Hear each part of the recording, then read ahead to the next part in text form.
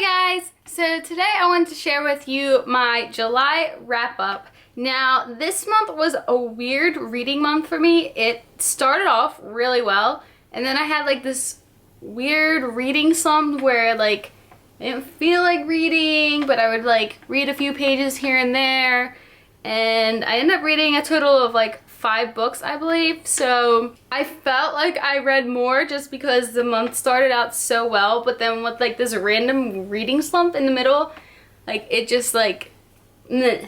So anyway, here are the 5 books that I read this month. Side note, don't mind my appearance. I had just gotten home from New York City. I am exhausted, but I wanted to get this filmed because I work the next few days and I'm pre-recording a few videos, so you might see this attire. So the first book I have that I read this month was Amy and Roger's Epic Detour by Morgan Matson. This is my second Morgan Matson book that I've read, and I gave it a 4 out of 5 stars just because it was a little slow for me. It follows a boy and a girl who are taking a cross-country road trip from California to Connecticut, I believe. I enjoyed the story. I really loved, like, there were like little receipts and things that they did and how the trip was planned out. I just felt that it was a little slow to get into, but once it picked up, I really did enjoy this, so I gave it a 4 out of 5 stars. The next 2 books I read were checked out from the library, so I do not have a physical copy here with me. I will try to insert a picture, but we'll see how that goes. The first book of those 2 being Isla and Happily Ever After by Stephanie Perkins.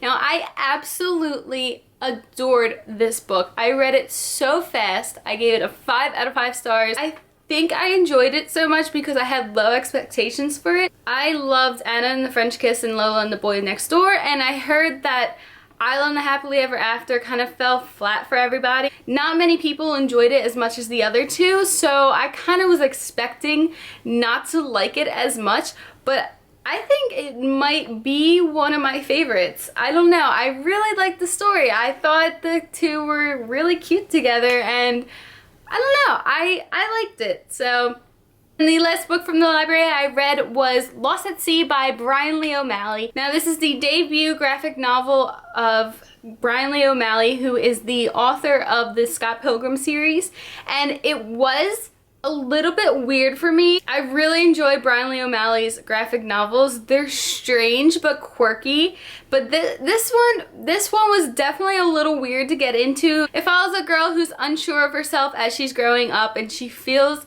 that she lost her soul to cats, which sounds so strange, but the underlying meaning of it all was really well done. After reading some reviews on Goodreads, I really grasped what the story was.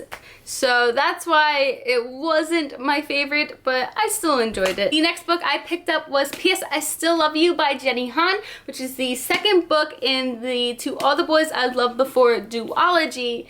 And I'm a little late reading this because this was released in May, but I'm still glad I picked this up. I really enjoyed the first book. I can't give you too much of a synopsis of this one just because it is a sequel, but the first one follows, if you do not already know, it follows a girl named Lara Jean who had written these love letters to boys, and they all just randomly got sent out, and now she has to deal with the consequences of these boys finding out and coming up to her. She has like this little fake romance going on. There's way more to this duology than just the romance, which I really enjoyed, and I feel this book particularly grasp the family aspect. I feel like she grew more with her sisters and her father, and I really enjoyed that about this. I think it was a great continuation, and I gave it a 4 out of 5 stars. Now, the last book I picked up was Hopeless by Colleen Hoover, and girl, let me tell you, I enjoyed this book so much. I flew right through this.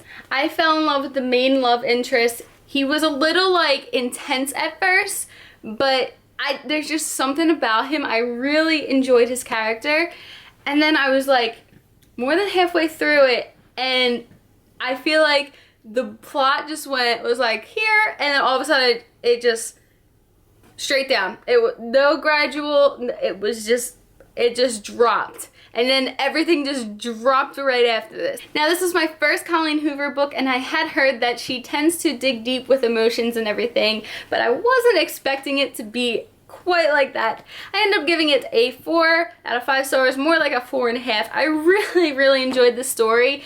If it wasn't so sad at the end, I think like I would have enjoyed it more. I just couldn't. I went into this book completely blind, and I feel that helped the twist in the plot impact the story a lot better for me. So I don't want to give a synopsis away about this, but I would highly recommend this. I can't wait to read more Colleen Hoover books now. So other than the 2 books that I'm missing, these are all the books that I read this month. I hope you guys have a great day, and I will see you in my next video.